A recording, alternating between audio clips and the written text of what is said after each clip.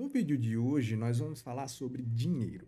Durante muito tempo, a maior parte da história, nós éramos grupos nômades, caçadores, coletores, né? Que a gente estava constantemente indo atrás daquilo que a gente precisava para sobreviver, seja água, seja alimento, seja, sei lá, fruta.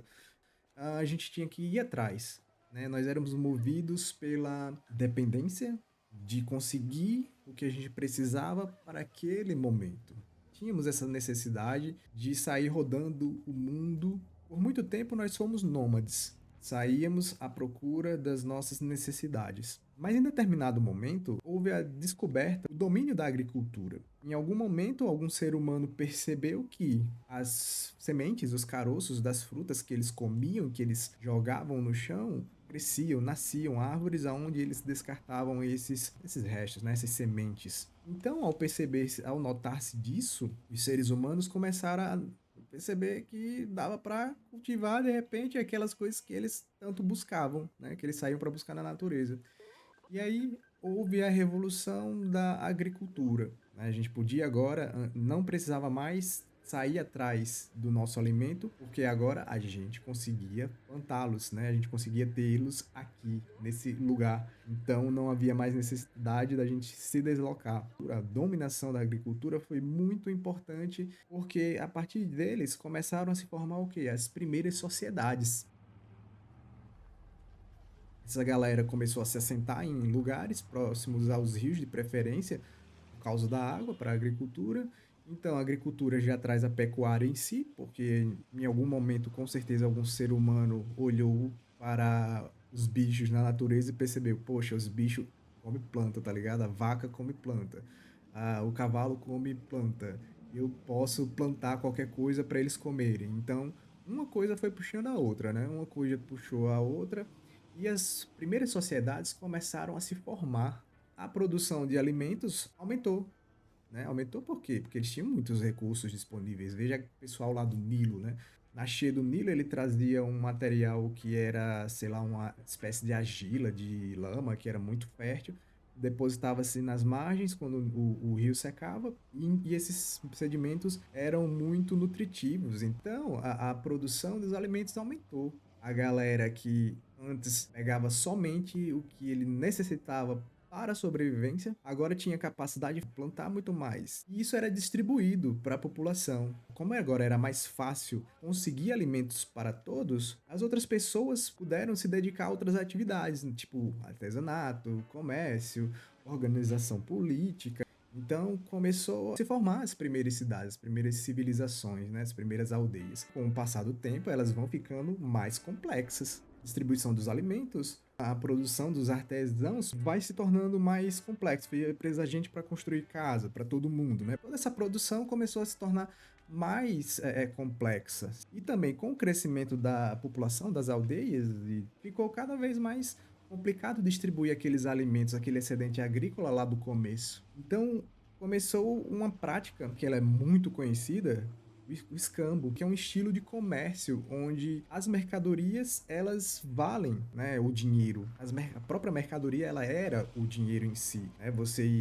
O agricultor ia lá no ferreiro querendo ferramentas para agricultura e pagava com batata. Aí o ferreiro precisava de construir uma casa para ele, ia no pedreiro e pagava com ferramentas o serviço do pedreiro. Aí o pedreiro chegava, dizia pra tia das galinhas lá que queria tantas galinhas ou tantos ovos, e aí ele ia lá e ajeitava um telhado para ela, certo? Vocês estão entendendo aí, né, o que que eu quero, onde eu quero chegar, né? Que nessa proto-sociedade, nesse começo, nesse início da sociedade, as coisas, o dinheiro não existia e tudo era na base do escambo, o comércio, né? Troca de bens e serviços por outros tipos de bens e serviços. Só que começava a surgir um problema, né? Um primeiro problema começou a surgir. Quanto de um bem vale o outro bem? Quantas galinhas valem um saco de batata? Quantos ovos valem um par de sapatos? Quantas ferramentas vale a construção de uma mansão? Como que essas pessoas iam, né, chegar a um acordo? E se de repente um não precisasse do que o outro tinha para oferecer. Então isso começou a ser um problema no início. Era difícil você quantificar, né, uma coisa com a outra. Se uma galinha, por exemplo, vale muito mais do que um machado, 9 galinhas e meia, tá ligado? Então, tipo, a tia vai levar lá, tipo, ela vai levar 9 galinhas e metade de uma, sabe? Como é que se passava um troco? E como isso ficou muito, muito difícil, né? Existia necessidade de alguma coisa que fosse universalmente aceito, um bem que ele pudesse ser aceito por todo mundo. Esse negócio deveria ser aceito e deveria ser fácil também de carregar, de transportar, de contar, de dividir. Então, essas características, né, que eu coloquei aqui, portátil, contável, né, contável, ele tem que ser fácil de contar, né? As pessoas precisam saber quanto que vale uma coisa da outra. Divisível, ele precisa ser divisível para você poder dividir em unidades menores e aceitável. Todo mundo precisa aceitar isso, essa coisa, esse negócio, que ainda não sabemos o nome, tá? Não sabemos o nome, faz de conta que não sabemos ainda. E aí, por exemplo, os grãos. Grãos são portáteis? Sim, são portáteis. Eles são contáveis? Sim. Eles são divisíveis? Sim. Eles são aceitáveis universalmente? Talvez não, né? Então já descarta grãos. Conchas do mar. Conchas do mar são portáteis? Sim, são. São contáveis? Sim, são. Divisíveis? Sim. Mas são aceitos por geral? Tipo, não, você não aceitaria um pagamento com conchas, embora já tenha sido utilizado na história, né? Já utilizaram-se conchas. O sal, por exemplo, né? A galera usou por muito tempo o sal como pagamento, né? Porque é daí de onde vem a palavra salário, né?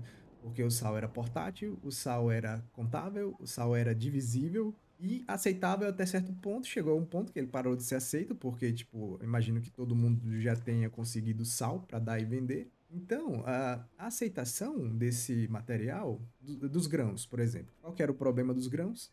Existiam em abundância. E isso já era descartável a questão da aceitação, porque tinha em excesso. Conchas. Conchas você encontrava doidado aí no mar, você ia lá no mar, catava um monte de concha, pronto. Isso era muito fácil de conseguir. Então, se eu quero trocar um bem que eu tenho por conchas, é mais fácil eu ir lá, pegar as conchas, é mais fácil, certo? O sal. O sal também, é só eu ir lá no mar, a água e deixar secar e ela vai me dar o sal. A aceitação dessa alguma coisa, né, para a gente trocar, para a gente fazer o comércio, dependia de duas coisas principais: a escassez e a raridade. A escassez desse negócio é o que vai tornar ele mais valioso. Por quê? Porque não tem para todo mundo. E depois, o quão dele é raro, né? O quanto dele tem disponível na natureza, né? É fácil, é difícil de achar? Isso dá também o valor a essa coisa. Então, os metais preciosos, né, ou ainda as pedras, as gemas, né, o ouro, o prata, o cobre, diamantes, safiras, começaram a ser vistos como esses materiais para troca. Por exemplo, o ouro sendo utilizado há milênios, nunca perdeu o valor, sempre se valorizou, todo mundo sempre aceitou. Ele não é só universalmente aceito, mas como também perfeito para isso, ser utilizado no comércio. Porque o ouro ele é divisível, o ouro é fácil de contar, ele é aceito pra caramba, universalmente aceito. Mas também não existia só o ouro, né? Existia a prata, e o cobre e as pedras preciosas poderiam também ser utilizadas. Então é daí que surge o quê? O dinheiro. É daí que surge a ideia do dinheiro. O dinheiro era o ouro em si? Não era o ouro em si. O dinheiro era a prata em si? Não. O dinheiro era o sal em si? Não. O dinheiro, ele era o quê? Essa coisa que era aceita na troca, no comércio. Então, o dinheiro, ele é um acordo social que só funciona se for aceito pelas duas pessoas. Então, no momento do escambo, que eu estava trocando ovos por batata, aquilo ali existia um acordo, eu te dou o ovo, você me dá a batata e estamos bem. Pronto, naquela hora o dinheiro foi aquilo que a gente tinha para trocar. Então, o ouro, quando ele começou a entrar na jogada, nessa economia, né, que já girava a base do escambo, certo? O ouro começou a entrar ali, começou o quê? A absorver o valor, né, das demais, dos outros dinheiros, porque, mais uma vez, o dinheiro é o quê? É esse contrato social entre duas partes que é aceito por duas partes. Qualquer coisa pode ser dinheiro, inclusive esses papéis que a gente usa hoje em dia, né? É por isso que ele, durante toda a história, ele assume várias formas. A mercadoria em si já foi um metal precioso, depois as moedas, surgiram moedas na época do Império Romano. O dinheiro em si é esse acordo que fazem duas partes. O ouro, né, foi descoberto como esse grande material, essa grande mercadoria que era universalmente aceita e começou a absorver o valor de tudo. Porque quando alguém chegava para comprar com ouro, a tia lá da galinha dizia: é X de ouro. Então o ouro começou a se introduzir, né? Começaram a entrar na sociedade como forma de dinheiro e começou a absorver o valor das demais mercadorias. O ouro e esses metais não deixam de ser também mercadorias, né? Que circulam no comércio. Então, obviamente, ia ter alguém que extraía o ouro, né? Então, esse alguém que extraía o ouro, ele aceitava tanto de alguma coisa por uma quantidade tanta de ouro que ele achava o suficiente. Para o quê? Para essa outra pessoa levar esse ouro para outra pessoa que... Então, perceba como o negócio é construído a parte de... como é? Ele é construído, digamos, ou foi construído de uma forma bem espontânea, né? Tipo, obviamente no início não era o governo dizendo, e o dinheiro vale tanto, o ouro vale tanto, certo? Não, eram as próprias pessoas, os próprios indivíduos, né? O mercado, livre mercado. Então, assim, uma coisa para ele ser dinheiro, né? Ele precisava de três características principais. Ela precisava ser um bom meio de troca, né? Ou seja, facilitar as trocas recorrentes. Então, se um determinado material, tipo o ouro, ele tinha essa característica, então era muito bom para ele. É um ponto para ele. Precisava o quê? Facilitar as trocas sem necessitar recorrer ao escampo. Depois você tem uma unidade de conta, certo? Servir para contar medida, valor, preço, dar um valor às coisas, dar um preço para as coisas. E outra coisa também, ele precisava servir como reserva de valor, como o próprio nome diz, né? Permitir guardar para usar depois, né? Guardar produção para que eu possa utilizar no futuro.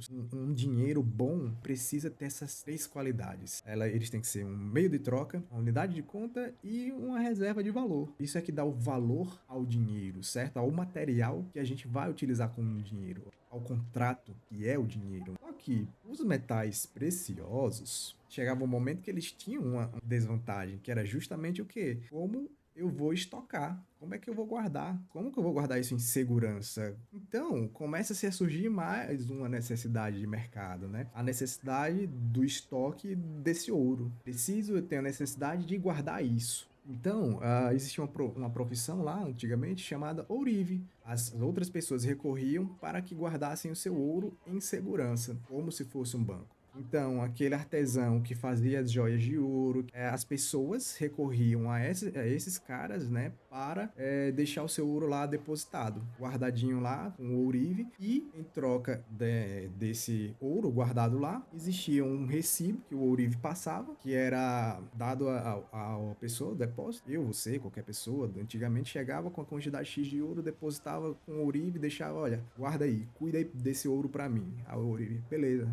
Fica tranquilo, vou guardar. Toma isso aqui dizendo que você depositou essa quantidade aqui de ouro comigo. Pronto, então a pessoa saía feliz da vida com o seu papelzinho que valia ouro, né? Com o seu recibo. Quando ele quisesse, precisasse, chegava lá, mostrava pro Ourive, o Ourive dava o dinheiro para ele e pronto. Então isso começou a se tornar um serviço, né? Muitas pessoas recorrendo aos ourives, que eram muitos ourives, que guardavam o dinheiro das pessoas e em troca ofereciam-lhes, davam-lhes um recibo dizendo quanto de ouro essa pessoa tinha, né? Quanto de ouro valia aquele recibo que foi dado para aquela pessoa. Como existia muitos ourives, então existia uma quantidade infindável desses papéis, né? Eles não eram uma coisa só, não eram coisas padronizadas. Então tudo dependia do quê? Da confiança de que aquele ourive tal tem guardado com ele a quantidade X descrita nesse recibo e eu entreguei em troca daquela mercadoria. Porque chegou um momento que as pessoas notaram que era muito mais fácil elas trocarem o recibo do que irem lá levantar, sacar o ouro necessário para levar para outra pessoa. Vocês estão entendendo, né? Tudo dependia da confiança que as pessoas tinham no ourive tal. Então, o ourive tal, para dar aquele certificado certificado, aquele papel que vale dinheiro, ele precisava ser uma pessoa confiável, ele precisava ter uma reputação, as pessoas precisavam confiar nele, né, para que aquele papel fosse aceito. Só que os ourives, né, perceberam que eles podiam emitir quanto de papel eles quisessem. Por quê? Porque as pessoas não iriam ao mesmo tempo sacar o dinheiro, levantar o ouro, tirar o ouro dos cofres. Então, eles podiam emitir muito mais daquele papel. E aquele papel valia a confiança que as pessoas tinham nele. Não necessariamente o ouro, né? O ouro estava lá guardado. O que acontecia era, os papéis, eles tinham um lastro, né? Um lastro é sustentação, apoio, é isso, né? Solidez, tipo, o que dá o valor, o que garante, né? O garantidor do valor. Então, os papéis eles tinham um lastro em ouro. Eles eram conversíveis em ouro. Então, as pessoas começaram a utilizá-los justamente por conta disso. Só que aí os ourives viram que os papéis poderiam ser impressos quanto eles quisessem, desde que eles sempre tivessem ouro para dar para as pessoas que recorriam. Então, assim, os países, as nações começaram a criar suas próprias moedas, né? Nesse intuito de padronizar, né, essa troca e tudo mais. Só que, obviamente, eles já tinham percebido que eles podiam emitir muito mais papel do que ouro que eles tinham lá, e tudo era na base da confiança, e as pessoas precisavam confiar que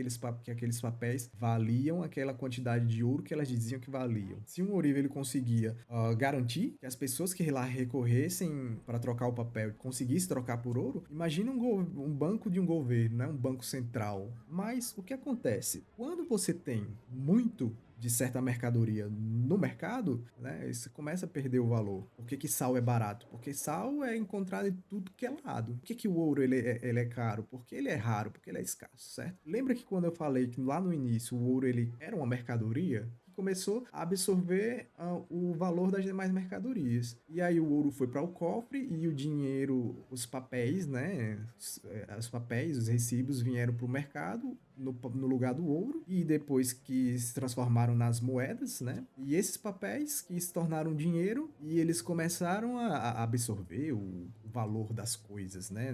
Da mercadoria, né? Ele herdou, digamos assim, o valor do ouro porque ele era lastreado em ouro. Mas se eu começo a emitir e jogar e criar mais desses papéis e jogar na economia ali, né? Esse dinheiro ele começa a perder o valor dele. Por quê? Porque ele não vai ser mais escasso. Então ele perde o poder de compra. Só que se espanta quem acha que isso é um fenômeno atual. Mas não, desde antigamente já existia. Por quê? Porque embora eles tivessem o ouro, eles podiam colocar aí no mercado quantos papéis eles quisessem. Um exemplo, no Império Romano, as moedas eram de prata, que eram utilizadas no comércio. O que acontecia? A galera pegava a moeda de prata, começava a raspar um pouquinho e guardava, começava a raspar e tirar, e as moedas iam diminuindo, as moedas de prata, e depois pegava aquilo que eles rasparam, juntavam com outros metais, e essa moeda, esse dinheiro ia valendo cada vez menos, porque a moeda diminuía de tamanho, ou então a prata era modificada pela adição dos outros metais. Então, de um jeito que você, para comprar tal coisa, que antes custava X pratas, agora você vai comprar essa mesma coisa por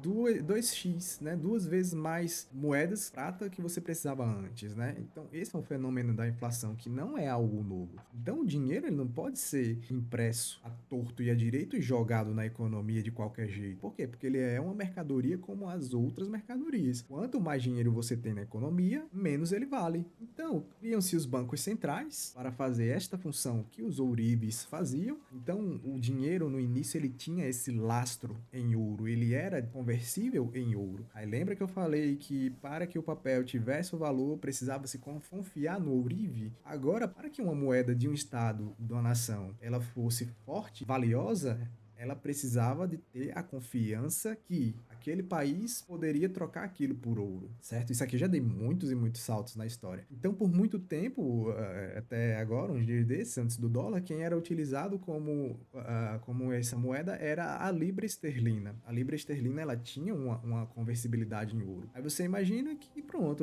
as pessoas confiavam na libra esterlina, por quê? Porque confiavam na economia do Império Britânico. Então, a libra, ela tinha essa conversibilidade no ouro. Então, você conseguia trocar ela em ouro quando você quisesse, ou seja, aquele dinheiro era lastreado, ou aquele dinheiro, sim, aquela libra, ela era lastreada no ouro. E aí isso se deu o nome de padrão ouro. Padrão ouro é quando o ouro é o lastro, né? Quando o ouro é aquela coisa que garante o valor do dinheiro. Então, o padrão ouro garantia o dinheiro, quanto o nosso dinheiro valia, e por assim foi por muito tempo, até que, nossa, aí até que eu já estou dando vários e vários saltos no tempo aí, certo? A libra esterlina foi utilizada por muito tempo. Então, a Primeira Guerra Mundial, depois da Primeira Guerra Mundial, a Grã-Bretanha e os países da Europa, tudo falido, tudo arruinado, tudo destruído. Então, como é que um país que acabou de sair de uma guerra e cheio de dívidas de guerra, perda de pessoas, de mão de obra, de estrutura,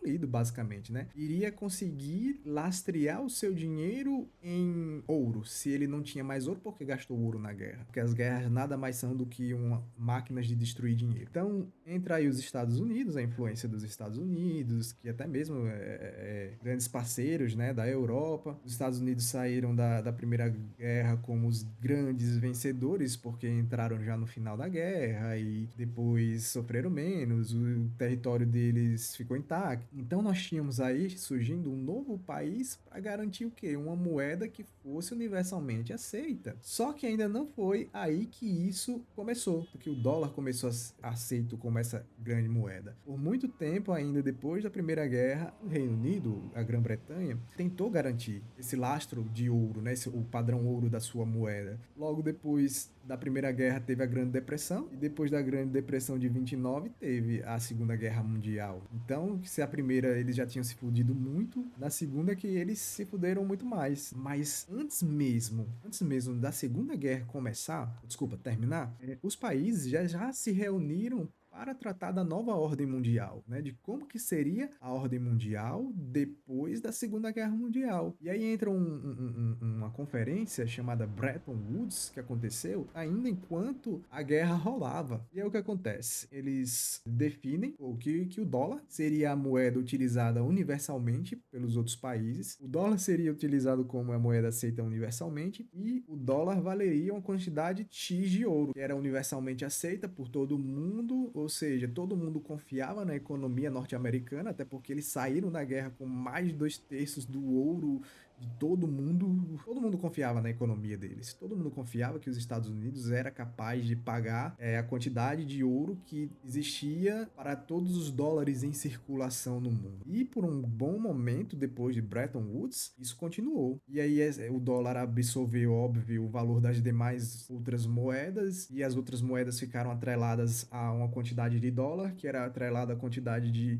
Então, o padrão ouro, ele continuava. E isso era muito vantajoso para todo mundo, porque enquanto existisse o padrão ouro controlando a emissão do dinheiro, o dinheiro ele tinha um lastro, ele era garantido, ele era forte. Então, isso continua até 1971, eu acho, se não estou enganado, mais ou menos aí, que com o presidente Richard Nixon, né, o Nixon, ele encerrou o padrão ouro, ele acabou com o padrão ouro. E aí, agora, os Estados Unidos poderiam emitir quantos dólares eles quisessem, né? E com a extinção do padrão ouro, o dinheiro, o dólar que valia ouro, agora não vale mais nada. Ele se torna um papel. E o resto do mundo compra a preço de ouro. Então, imagina o poder econômico que os Estados Unidos não ganharam com isso. Eles emitiam um papel, eles vendiam papel, as pessoas compravam a preço de ouro, um papel a preço de ouro. Isso é surreal, né? Enquanto que o mundo comprava um papel, usava um pedaço de papéis como se fosse em ouro,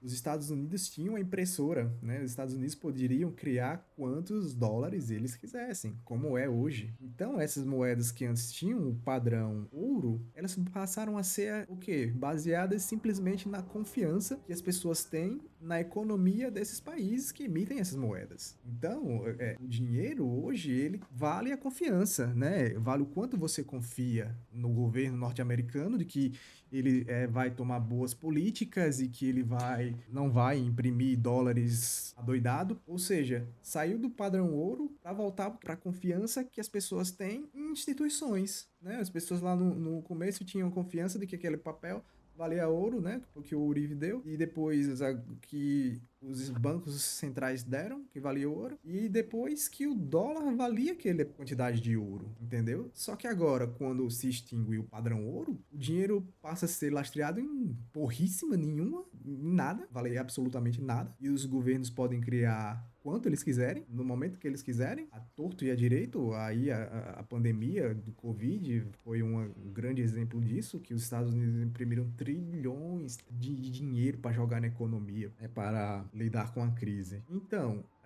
o dinheiro voltou a ser confiança. Preciso confiar que aquele, aquela, chega, como é que aquela instituição precisa confiar naquela economia daquele país, né? A gente precisa confiar na economia do dólar, precisa confiar na economia dos Estados Unidos, né? E é o que acontece até hoje. E eu acho que vai acontecer por muito tempo aí. Os Estados Unidos aí vocês ainda vão ver por muito, muito, muito, muito. Quando o padrão ouro é extinto, as nossas moedas, o nosso dinheiro, eles adotam o padrão fiat, que é de confiança, né? Sempre que você ouviu a moeda fiat, é uma moeda que ela é fiduciária, né? Que ela depende da confiança, né? Fiduciária vem, sei lá de onde, deve ser do latim, né? Só pode ser do latim. Fiduciária, ou seja, ela vale a confiança, o quanto que confiam naquela economia, naquela pessoa que deu aquele papel para você, né? Tem o ouro para lastrear o dinheiro, os países, os bancos centrais podem imprimir quanto de dinheiro eles quiserem. E sempre que eles imprimem dinheiro e jogam na economia, isso tira o poder de compra do dinheiro que já está em circulação. Lembrem-se do que o pessoal fazia lá com as moedinhas do Império Romano, é basicamente a mesma coisa. Então, à medida que o governo imprime um dinheiro, joga na economia e vai se espalhando, por onde esse dinheiro vai se espalhando, ele vai derrubando os preços das coisas. Ou seja, o governo descobriu um jeito dele sempre ter dinheiro para fazer o que ele quiser e jogar a conta para quem? Para a população. Eu digo que é o crime perfeito porque existe um negócio chamado efeito Cantillon. Imagina que o governo imprimiu muito dinheiro. Vamos dar um exemplo da pandemia, né? O governo imprimiu muito dinheiro, aí jogou na mão do setor sei lá, da saúde. Então, essas primeiras galera que recebe esse dinheiro ainda conseguem comprar muita coisa. Por quê? Porque o dinheiro ainda está concentrado nas mãos de poucas pessoas. Só que aí eles vão e compram coisas de outras pessoas. Então, já começou a dividir mais o dinheiro. A cada vez que esse dinheiro é passado para frente, ele vai perdendo seu valor. Aquelas pessoas primeiras, né, que tiveram acesso ao dinheiro, Brasil, por exemplo, quando foi ali dos anos 2000 assim, no período do governo Dilma, né, que teve toda aquela questão de minha casa, minha vida, não sei o que, blá blá blá. Um crédito muito barato que era oferecido às campeões nacionais e elas seriam o motor da economia. Era um empréstimo de um dinheiro que, tipo, eles tinham bilhões de anos para pagar, sabe? Ou seja, era um empréstimo que o governo fazia para aquelas empresas para que elas desenvolvessem determinados setores, os campeões nacionais, né? Que entrava aí Oi, Odebrecht, OAS, JBS, JBL, sei lá, toda essa galerinha aí, os amigos, empresas amigas do rei, né? No caso da rainha, era um crédito que era jogado para essas pessoas. Então, essas empresas que recebiam esse primeiro crédito, elas tinham o poder de compra elevado, mas obviamente elas iam espalhando isso à medida que iam comprando as coisas, fazendo comércio, espalhando esse dinheiro, e o real cada vez mais sendo desvalorizado, né? Perdendo seu valor, porque tinha cada vez mais reais em circulação. O efeito Cantillon é justamente isso. As primeiras pessoas que têm acesso ao dinheiro que foi emitido pelo governo, pelo Banco Central, essas pessoas ela têm vantagem sobre os últimos recebedores. À medida que esse dinheiro vai se espalhando, enfim, já falei 1 milhão de vezes. Então o que é que acontece aí? Você tem que confiar no governo e pronto. E o dinheiro hoje que a gente usa não vale nada, ele só é aceito porque ele é forçado, né? Mas não é um dinheiro bom. Covid, que gerou uma grande instabilidade econômica, né? Agravou uma instabilidade econômica que já existia antes, porque a América imprimiu trilhões de dólares e, tipo, quando os Estados Unidos imprimem esses dólares, eles jogam primeiro na economia deles. Então, eles são os primeiros beneficiados, né? Dessa impressão massiva, dessa injeção de liquidez, nome bonitinho para inflação, né? Injeção de liquidez. Eles injetam essa liquidez na economia deles. A América é a primeira beneficiada disso. Depois os americanos começam a fazer trocas, pagar com esses dólares. Então os dólares começam a se espalhar pelo mundo e assim os Estados Unidos exportam a sua inflação. Eles conseguem exportar a sua inflação. Isso é surreal, né? E aí entra o que é mais assustador de tudo, né? eu falei que era na confiança, né? O lastro desse dinheiro que a gente usa hoje em dia, mas é algo muito pior do que isso. Esse dinheiro que a gente usa, ele é o lastreado em dívida. É muito louco isso. Que maluquice. Vou te explicar porque ele é lastreado em dívida. Quando você vai no banco, vai pede $2.000 emprestados, você acha que o banco vai e tira $2.000 de outra pessoa que deixou lá guardado? Não. O banco não faz isso. O banco vai, chega lá, o gerente chega lá, você quer quanto? Quer 2.000? Ok. 2.000. Pronto. Tá lá na sua conta, do nada, do mais absolutamente nada. $2.000 são jogados na economia. Com o quê? Com a condição de que você pague os juros. No momento que você pede emprestado o dinheiro no banco, esses juros não são criados junto com o dinheiro que o banco emitiu. Esses juros você vai recolher de onde? Da economia, do dinheiro que já está em circulação. O dinheiro que já estava em circulação das outras pessoas na economia, você recolheu esse dinheiro e entregou para o banco. Não existe dinheiro suficiente no mercado para que todo mundo pague suas dívidas ao mesmo tempo. Todo mundo decidisse agora, nesse exato momento, que tá todas as dívidas, não existiria dinheiro suficiente, porque os bancos só criam o dinheiro e eles recebem de volta com juros. Eles não criam os juros. E acaba por ser uma limitação da emissão do dinheiro. A dívida começa a lastrear o dinheiro em si. O dinheiro que você usa, ele é lastreado em nada. Pior ainda, ele é lastreado em dívida. Alguém teve que se endividar para que aquele dinheiro existisse na economia. Seja uma empresa, uma grande empresa que pega um empréstimo com o governo a juros baixos, que ele vai pagar lá para tantos anos. Seja você que recorre ao banco. Seja o governo. As formas que os governos têm para arrecadar dinheiro são impostos, empréstimos, né, dívida pública, né, emissão de dívida pública. Os estados ou eles aumentam impostos ou eles emitem mais dívidas, né, dizendo que pede dinheiro emprestado, dizendo que vai pagar com juros lá na frente, ou então eles imprimem. De todos a impressão, obviamente, e os impostos, quer dizer, todos, para mim, são péssimas ideias, né? Para que o dinheiro exista, alguém precisa se endividar. E, por exemplo, quando o banco cobra os juros, ele tá tirando dinheiro de circulação. E se você tira o dinheiro de circulação, o que acontece? O valor do dinheiro aumenta, né? O poder de compra dele sobe. Então, quando o governo cobra impostos, quando ele nos rouba, né, na forma do imposto, ele tá retirando dinheiro da economia. Quando ele emite dívida pública, né, me empresta esse dinheiro aí que eu vou te pagar com tanto lá na frente. Ele está tirando dinheiro da economia. Tudo isso é o quê? É forma de você diminuir, né, o valor a quantidade de dinheiro que tem em circulação para que você mantenha o valor dessa moeda sempre estável. É assim que funciona o padrão dívida que a gente vive hoje. E isso é uma loucura. Isso não entra na minha cabeça como que as pessoas não estão ligadas nisso. Elas não sabem disso. E também é interessante para o governo que elas não saibam, porque assim vai ser mais fácil o governo continuar roubando as pessoas na forma de inflação, né, na forma de emissão de moeda. Se você guarda o seu dinheiro lá no banco, o governo ele precisa sempre de dinheiro, então o que é que ele vai fazer? Ele vai emitir mais moedas e aí tipo vai desvalorizar o seu dinheiro que está lá parado e a inflação, ele é o crime perfeito. Inflação é o crime perfeito. Porque, tipo, mano, o governo, ele, tipo, não tá lá ainda e tirando o seu dinheiro. Porque ele está roubando o valor do seu dinheiro. É surreal. E, tipo, as pessoas não notam isso, né? Olha a loucura que é esse dinheiro que a gente usa hoje. Então, a gente precisa ter alternativas para ele. Nós precisamos pegar o nosso dinheiro, que o nosso dinheiro é nossa força de trabalho, né? Nossa energia gasta com trabalho e colocar em ativos, em coisas que protejam o poder de compra do meu dinheiro.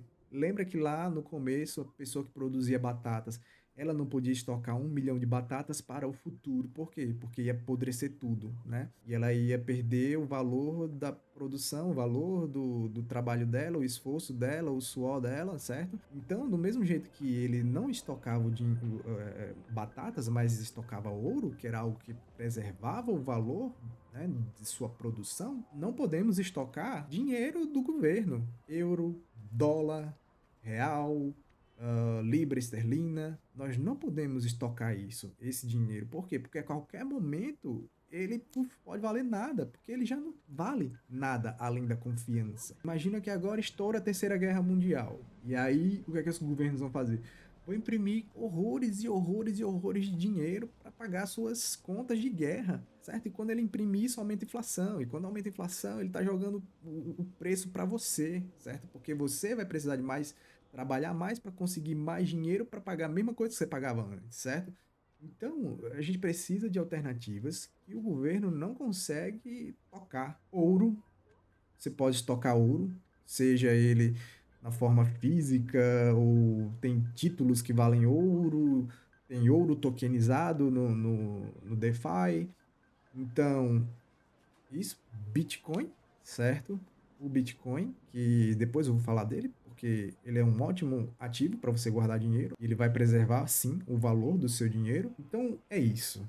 Era essa mensagem que eu queria trazer. Esse dinheiro que a gente usa hoje é uma loucura. Você é uma pessoa insensata se você estoca esse dinheiro lá para utilizar no futuro sem qualquer aplicação que te devolva juros, né? Que te renda juros, né? Esse dinheiro que estiver só parado na sua conta e só está lá parado, mas ele está cada dia perdendo o valor dele porque cada dia os governos estão imprimindo mais dinheiro, mais e mais e mais, mais e mais e mais.